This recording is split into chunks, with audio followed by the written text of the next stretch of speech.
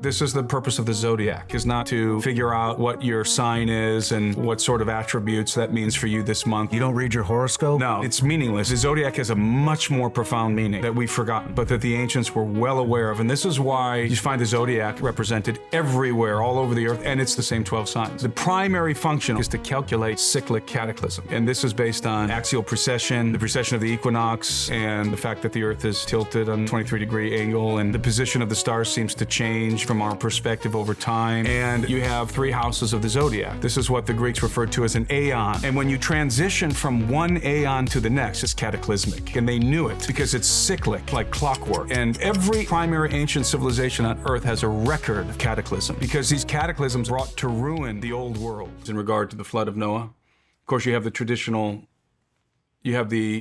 narrative that most Christians subscribe to, that every square inch of planet Earth was covered in water, that the tip of Mount Everest was underwater, and that the flood was universal in that sense. Then you have a lot of scholars who subscribe to a local flood theory or regional flood theory that posits that the flood was localized to the ancient Near East or to the Mediterranean, that maybe the Mediterranean Sea is what flooded, and so the civilizations, the known world at the time was absolutely destroyed, was brought to ruin in this aqueous cataclysm, but it was localized. And there's a lot of good scholars who subscribe to the local flood, and they use the text. I mean, the support for their theory comes from the text. They use the same words that describe the flood in the Bible, and they derive a different meaning from those words. And then there's a theory that I subscribe to, which is a global cataclysm. So I believe that the entire earth was subjected to cataclysm, but that the effect of the cataclysm was variegated depending on where you happen to be located on planet Earth. So if you were living on the in the coastal regions or on the bank of a river, you experienced an aqueous cataclysm, in other words, catastrophic flooding. And if you were living on the bank of the Mediterranean, catastrophic flooding. But if you were living in the mountains or a different region of the earth, you would have experienced a cataclysm, but with different effects. I think that there was extreme volcanism. I think that there was massive earthquakes.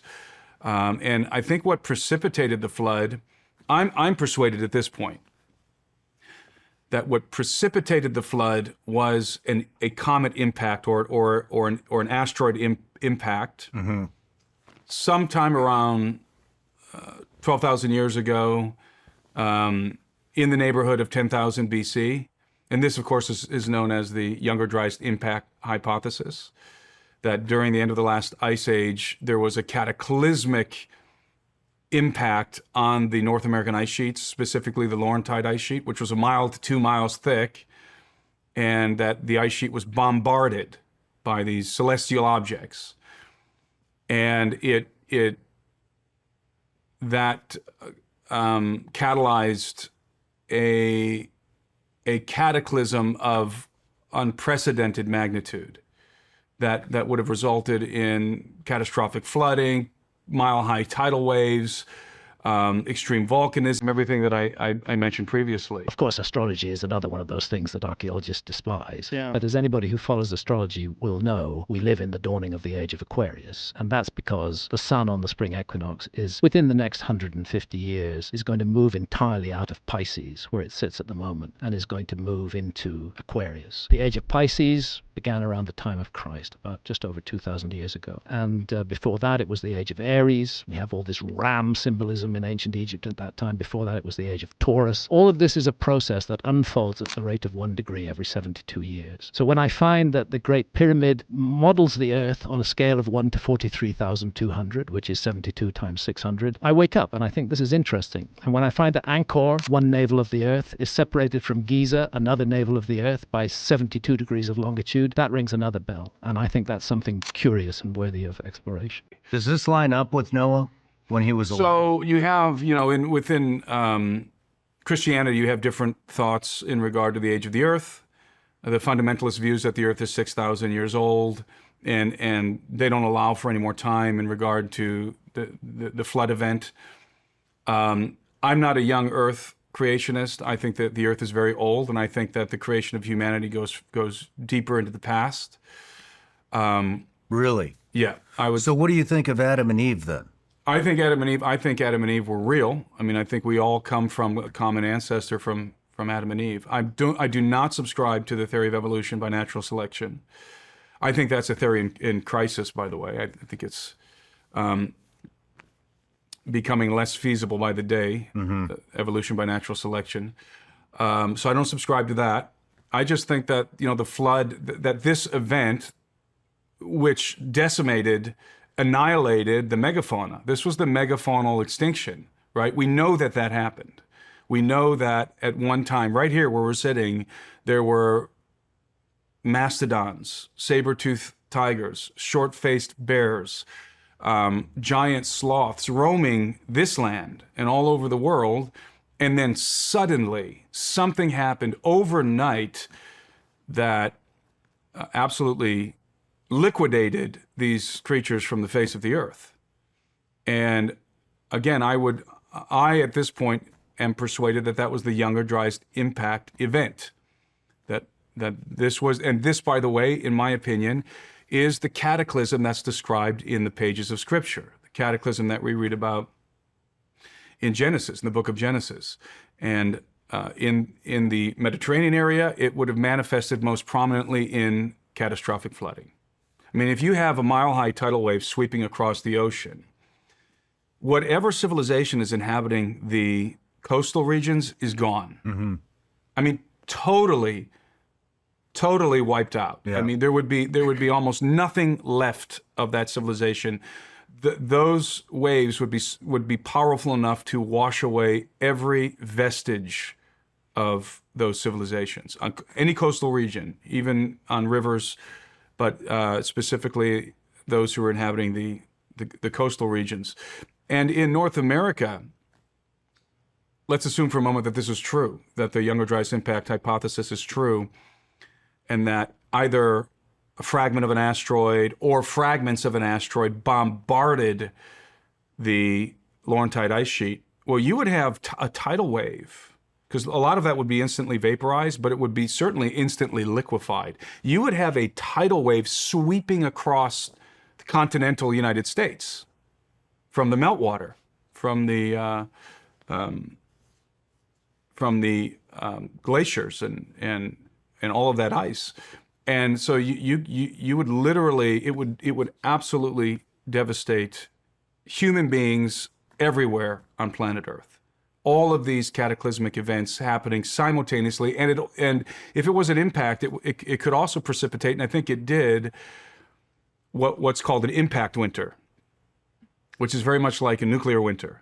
You have the impact, and you have all that debris going up into the atmosphere. It lingers in the atmosphere. You get black rain, by the way, and there's ancient testimony of black rain in regard to this cataclysm. And it would block out the sun, and it would create an impact winter. And the Earth would be locked into a deep freeze again. So, and all of this seems to correspond to the Younger Dryas impact event. Our modern Halloween actually goes back thousands of years to an ancient Day of the Dead that was observed all over the earth at the same time every year, even in the southern hemisphere. And it usually revolved around a commemoration of the culmination of the Pleiades, which is when the Pleiades crosses the local meridian. In other words, it reaches the keystone of the royal arch, so to speak, up in the sky. So if you go out on Halloween now and you face the south in the northern hemisphere, you will see the Pleiades at midnight. If you think of the arch of the zodiac as being a clock, it's right there at midnight. Well, here's the interesting link, is that in all of these myths, that the Day of the Dead ultimately went back to myths of the destruction of the world by a great flood and or fire. It's fascinating that it's all coming out of the constellation Taurus too, and it's all these cultures around the world are celebrating the Day of the Dead at this exact same time. Do you think the Ark is in Turkey? It very well could be. I'm not sure if that particular site, I don't remember the name of the site in Turkey, but I'm sure you've seen it, where it looks like the outline of a boat. I'm not sure that that's the location of the ark. I know some people have gone looking for the ark at, in Mount Ararat and different places in the Middle East, and it wouldn't surprise me if artifacts of the ark still remain. So yeah, I do, by the way, subscribe to a literal ark, a literal Noah, right? So I certainly subscribe to all of that. I just think that the cataclysm was much more complex than we're accustomed to contemplating as Christians. Interesting. Have you looked at this this underground? I think this underground city. I think it's in Turkey. Yeah. What is that? Well, that's very interesting. I don't remember the name of it, and I don't remember how deep it goes, but I've watched documentaries on it, and it's a very sophisticated, complex system of tunnels. And for whatever reason, those people decided that they needed to live underground. It's like Which we're doing again, by the way. it's like thousands and thousands. It could hold thousands Yeah, and thousands and thousands of people. That's right. Maybe in anticipation of cataclysm. So you think they had a heads up? I do. How? How would they have had a heads up? The ancients were tracking cataclysm How? because it's cyclic. This is the purpose of the zodiac. The purpose of the zodiac is not to figure out what your sign is and what sort of attributes that means for you this month, like we do. That's very superficial. You don't read your horoscope? No, the horoscope is superfluous and superficial, and it's meaningless. It means nothing. The zodiac has a much more profound meaning that we've forgotten, but that the ancients were well aware of. And this is why you find the zodiac represented everywhere, all over the earth. And it's the same signs, the same 12 signs. It's very ancient. And the zodiac, the primary function, although there's a lot, there's very complex, there's a lot that goes on with the zodiac, but the primary function of the zodiac is to calculate cyclic cataclysm. And this is based on axial precession, the precession of the equinox, and the fact that the Earth is tilted on 23-degree angle, and that the position of the stars seems to change from our perspective over time. The great year is nearly 26,000 years. It takes to complete one full wobble of the Earth. I think it's 25,920 years to complete one of these, because the Earth is, it's tilted on axis and it wobbles like a top, like a spinning top. But it wobbles at a very, very slow rate. And it takes a long time to complete that circuit. And that's known as a great year. And that is fundamentally what the zodiac is tracking, because the zodiac is divided into 12 houses. Each house has a particular sign associated with it. And each sign represents an age, an astrological age, or an astronomical age. And each age is 2,160 years. And there's 12 of them. And so when we talk about, the different ages, and let's go back to the biblical narrative here. When in the Bible you read that Jesus talks about the end of the age, and his disciples talk about the end of the age. Well, there's two things going on there. There's the astronomical age, that is the age of Christ, which is Pisces. Pisces is a fish, right? The sign of Pisces is a fish, and the sign of Christ in the early church was a fish, and of the Christian community. And we're still in the age of Pisces, and we're transitioning into the age of Aquarius, and these ages are calculated on the vernal equinox. So like on March 21st, if you look due east on March 21st, just before the sun rises, you're going to see a particular zodiacal constellation sitting on the horizon, and the sun is rising up into this constellation. And if it's the vernal equinox, you can know what age you're in, what astrological age you're in, because whatever that constellation is on the horizon on the vernal equinox that the sun is rising into, that tells you the age. So what happens at the new age? So The age of there's Aquarius. that's an age. So those are astrological ages, each one of the houses of the zodiac, and then you have groupings of them. So you have the fixed points of the zodiac, which are Aquarius, Scorpio, Leo, and Taurus. And in between these fixed cardinal points, right, you have three houses of the zodiac, 3 ages. And the ancients knew that the cataclysm was cyclic. And when you transition, in the grouping of these 3 astrological ages is called an aeon. This is what the Greeks referred to as an aeon. And when you transition from one aeon to the next, and an aeon has a duration of 6,480 years, when you transition from one aeon to the next, it's cataclysmic. That transition is cataclysmic, and they knew it because it's cyclic. And What do you mean? What is cyclic? it means it happens like clockwork. Okay. I mean, that's what the zodiac is. It's a clock. So they're tracking the. I mean, if you knew that cataclysm was cyclic, you would be tracking when it's coming, right? I mean, what else would be more important than that? Yeah. That would be the most important thing to keep track of, is where are we on this cataclysmic time clock? Because these cataclysms are civilization ending events. And every primary ancient civilization on earth has a record of cataclysm. They all I call it the tombstone in the timeline of history. They all recognize, acknowledge, and record this event that happened, this cataclysmic event that brought to ruin the old world, the antediluvian world, which they considered to be superior, that the civilizations that existed in the antediluvian world, in the minds of the ancients, were superior to their own civilizations, this includes the ancient Egyptians. They believed that the civilization that existed in the world previous to the cataclysm, to the last cataclysm, was far superior to their own. Do you believe that? I do. This is a time that, the ancient Egyptians refer to as Zep Tepi, the first time. And it's known by the Greeks as the Golden Age. This is that period of time when the gods descended to the earth. They cohabitated with human beings. They copulated with human women, and they progenerated a race of hybrid giants, demigods in the earth. That general narrative is ubiquitous. It's universal on planet Earth. Every major primary ancient civilization has a myth, a legend that records that event. Now, the Egyptians, if you'll recall that in Plato's Critias and dialogue, in his Critias and Timaeus dialogue, that he has Solon of Athens visiting the priests of Sais in Egypt. And this is where we get the Atlantean story from. This is where the narrative of Atlantis comes from.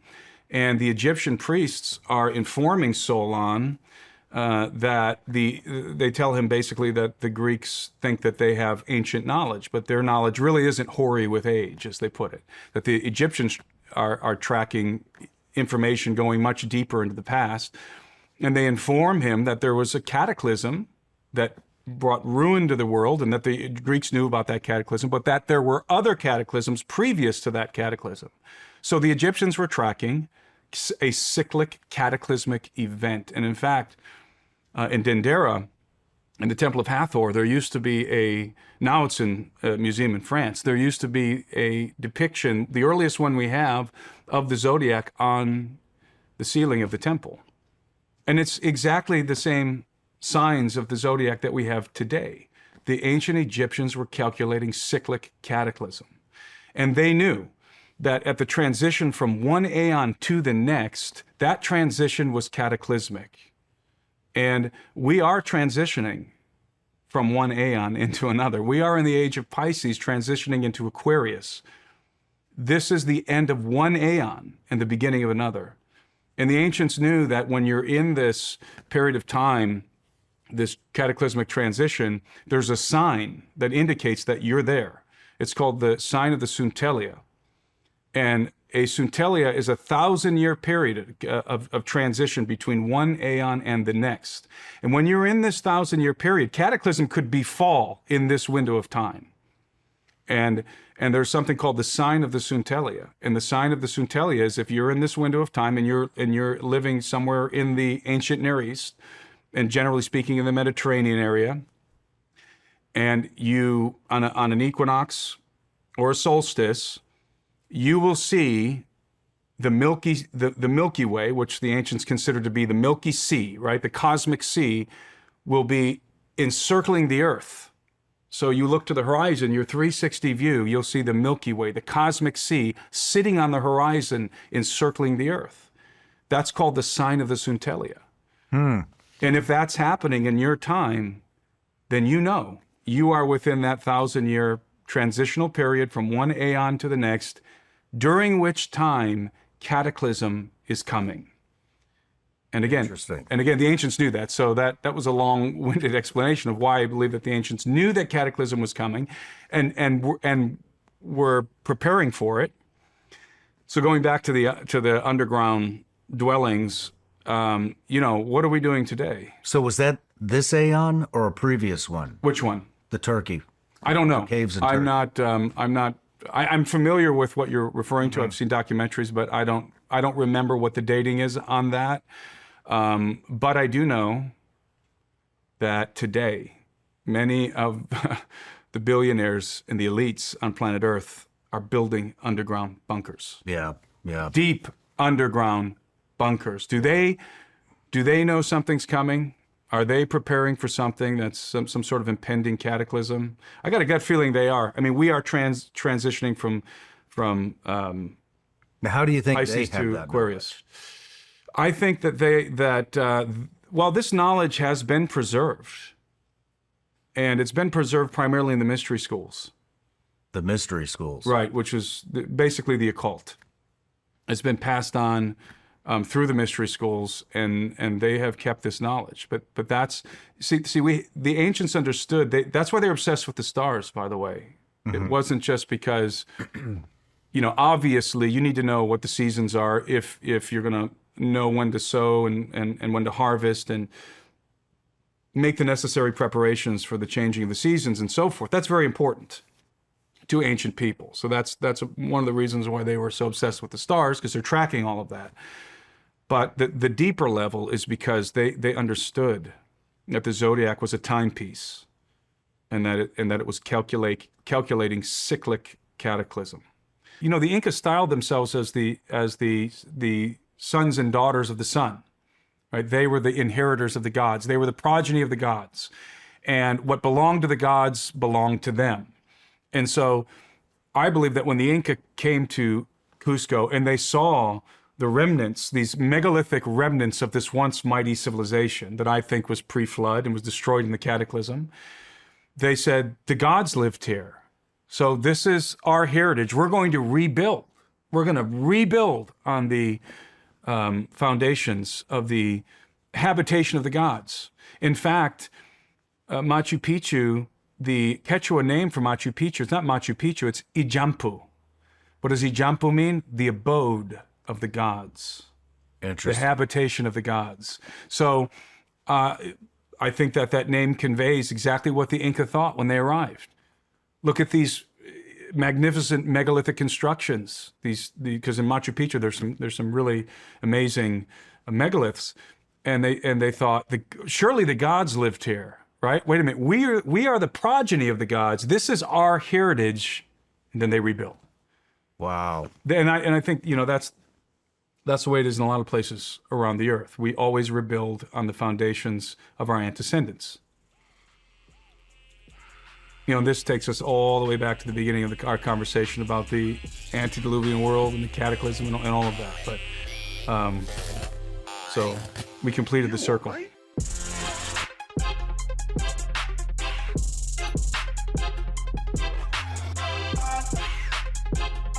Yeah.